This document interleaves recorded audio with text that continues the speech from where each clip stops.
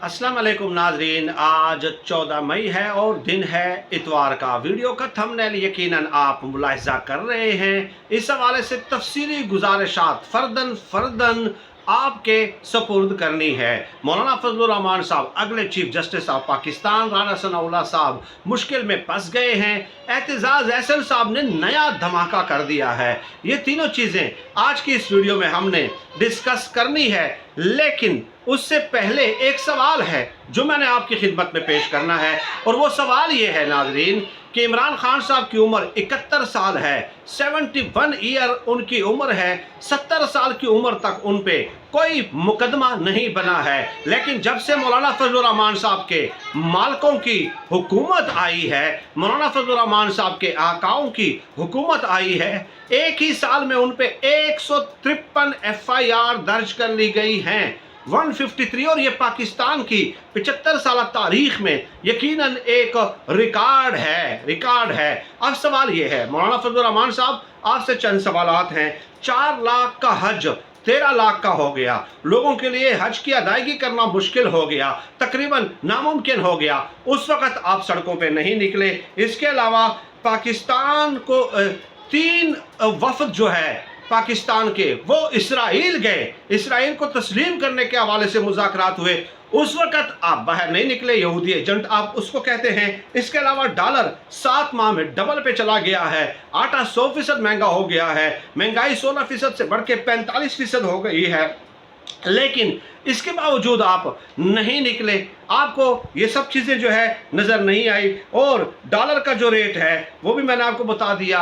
और इसके अलावा इससे भी आगे चले नाजरीन कि 40 लाख लोग बेरोज़गार हो गए हैं, 40 लाख लोग। लेकिन मौलाना फजलुर रहमान साहब को ये चीज़ें नज़र नहीं आई। इसराइल ने फ़लस्तीन पे बमबारी की, वो चीज़ें नज़र नहीं आई। अब मौलाना फजलुर रहमान साहब ने कल सुप्रीम कोर्ट के सामने धरना देने का ऐलान किया है और अपने कारकुनों और वर्कर्स को बुलाया है और कहा है कि डंडे साथ लाने हैं।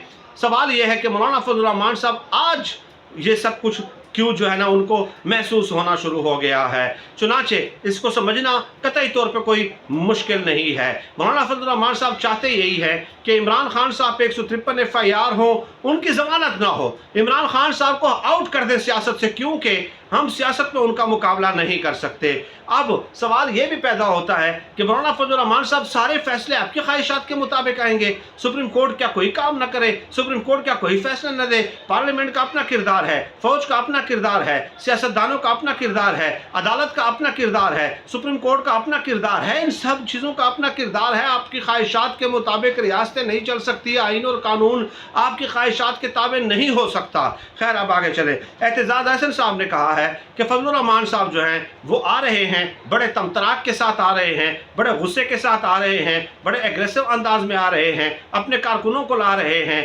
तो कहते हैं कि फजलुर रहमान साहब का आना वज़ीर दाखिला के लिए चैलेंज है। वज़ीर दाखिला का किरदार हमने देखना है, क्योंकि सिक्योरिटी ज़िम्मेदारी और वहाँ पे जो बिल्डिंग्स हैं पार्लियामेंट और सुप्रीम कोर्ट की, उनकी हिफाजत की ज़िम्मेदारी वज़ीर दाखिला राना सनाउल्लाह की है। और एतजाज़ अहसन साहब कहते हैं कि फजलुर रहमान साहब का आने से राना सनाउल्लाह साहब मुश्किल में फंस गए हैं। अगर कुछ ऐसा वैसा होता है तो राना सनाउल्लाह साहब के गले में पंदा फिट होगा, राना सनाउल्लाह साहब के लिए जान छुड़ाना मुश्किल होगा।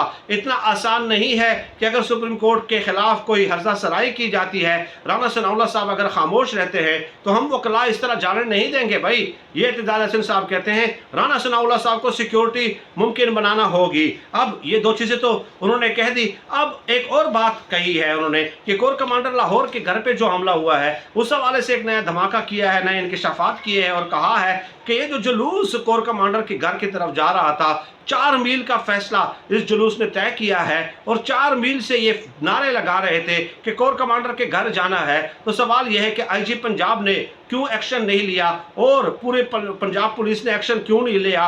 वायरलेस पे जो है ना इनके राब्ते होते हैं, इंटेलिजेंस शेयरिंग होती है, इसके बावजूद भी जुलूस को जाने दिया। और फिर एतजाज़ अहसन साहब ने कहा कि जनाब आली एक बात याद रखें कि सियासी वर्करों की इतनी औकात नहीं है कि वो उस तरफ आगे बढ़ सके। सियासी वर्करों के पर एक ख़ास हद तक जाकर जलने लग जाते हैं। ये एक नया धमाका किया है, नए सवालात एतजाज़ अहसन साहब ने खड़े किए हैं। अब यहाँ पे मैं सवाल करता हूँ कि फजलुर रहमान साहब अगले चीफ जस्टिस ऑफ पाकिस्तान, ये मेरा मुतालबा है, मैं मुतालबा करता हूँ भाई। دیکھیے ایک شخص پہ 153 FIR درج ہوتی ہیں، 1 سال میں 70 سال میں ایک درج نہیں ہوتی، تو کیا یہ ناانصافی نہیں ہے مولانا فضل الرحمان صاحب؟ ایک دن وہ پیشی بھی ہونی ہے جو سب سے بڑی پیشی ہے، وہ سب کی ہونی ہے بھائی۔ تو آپ دل پہ ہاتھ رکھ کے بتائیں، عمران خان صاحب میں ہزاروں خامیاں ہیں، ہوں گی، لیکن ایک شخص میں 70 سالوں میں ایک FIR نہیں ہے، اور 1 سالوں میں 153 FIR آپ درج کر لیتے ہیں، اور اس کے باوجود آپ اس ناانصافی پہ خاموش رہتے ہیں، اور آپ کہتے ہیں کہ نہیں سپریم کورٹ اس کو بلڈوز کر دے۔ ٹھیک ہے، تو بھائی بات یہ ہے کہ اگر آپ کے خواہشات کے مطابق، آپ کی منشا کے مطابق، آپ کی رضا و رغبت کے مطابق اگر سپریم کورٹ نے چلنا ہے، تو بھائی آپ کو اگلا چیف جسٹس آف پاکستان بنانے کا میں مطالبہ کر دیتا ہوں کہ اس کو ہی بنا دینا آپ۔ عمر عطا بندیال صاحب کو چاہیے کہ وہ کہے کہ بھائی مولانا صاحب آپ آئیں، آپ سنبھال لیں، آپ ہی فیصلے کریں، آپ ہی پھر فیصلے کریں نا۔ دیکھیے اعتزاز احسن صاحب نے جو کل انٹرویو دیا، کچھ باتیں تو میں نے بتا دی، انہوں نے کہا کہ دیکھیے یہ بات طے ہے، یہ کمپیکٹ ہے، یہ ایک مسلمہ حقیقت ہے کہ 90 دن کے اندر الیکشن ہونے، اور اعتزاز احسن صاحب نے کہا کہ بدترین مخالف بھی یہ بات تسلیم کرتے ہیں کہ ہاں 90 دن کے اندر الیکشن ہونے ہیں۔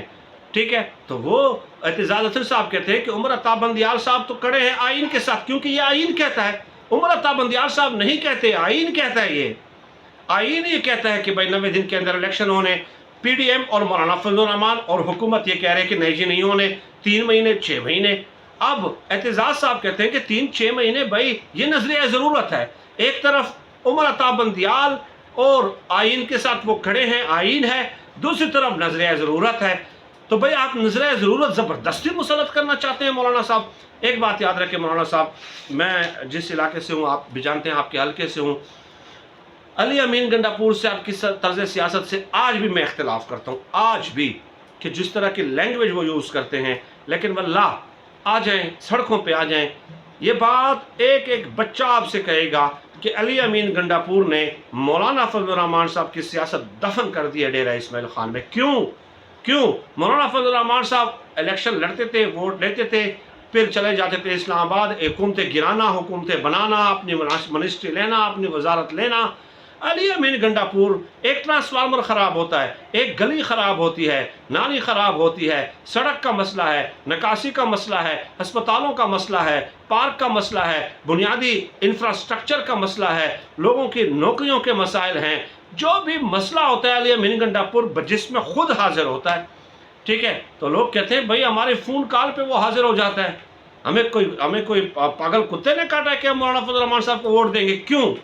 آپ آ جائیں، درجنوں سینکڑوں پارکس بنائے ہیں یہاں پہ پارکس کی بہت بڑی کمی تھی، یہاں پہ چڑیا گھر بنایا ہے، یہاں پہ کرکٹ کے گراؤنڈز بنائے ہیں، یہاں پہ جوڈیشل کمپلیکس کی بہت بڑی بلڈنگ عدالت بنائی ہے، یہاں پہ جو ہے دل کے اسپتال کے لیے 10 ارب روپے منظور کیے ہیں، 1 ارب سے زائد مالیت کا جو ہے نا نکاسی آپ کا ایک منصوبہ جو ہے ابھی وہ مکمل کیا ہے، پورے ڈیرہ اسماعیل خان میں آپ دیکھ لیں کہ اسٹریٹ لائٹس کا بندوبست کیا ہے، آپ کو صفائی واسا کی طرف سے بہترین ہر جگہ پہ نظر آئے گی۔ مطلب جو بنیادی جتنے مسائل تھے، جو لوگ کہتے ہیں وہ بناتے ہیں، ایک گلی بھی آپ کو کچی نہیں ملے گی۔ علی امین گنڈاپور صاحب نے یہ بھی اعلان کیا تھا کہ جو گلی میرے حلقے میں کچی ہوگی اور میں نے اس کو پکا نہیں کیا ہوگا، میں اس گلی میں ووٹ مانگنے نہیں جاؤں گا اور آپ نے ووٹ نہیں دینا ہے۔ ٹھیک ہے، تو یہ کام اس نے کیے ہیں۔ تو آپ کو یہی تکلیف ہے کہ آپ چاہتے ہیں کہ عمران خان صاحب کو اس طرح آؤٹ کر دیں، ختم کر دیں، سیاست سے پھینک دیں یار، تاکہ یہ نہ ہو تو پھر ہم الیکشن کرائیں۔ تو یہ تو پھر جو ہے نا سیاست نہ ہوئی۔ 45 سال آپ کی جو سیاست ہے اس کو چیلنج کیا ہے عمران خان صاحب نے، یہ سب سے بڑا کریڈٹ ہے۔ اللہ پاک سے دعا ہے کہ اللہ پاک ہمیں خلق خدا کے لیے آسانیاں پیدا کرنے کی توفیق عطا فرمائے، آمین یا رب العالمین۔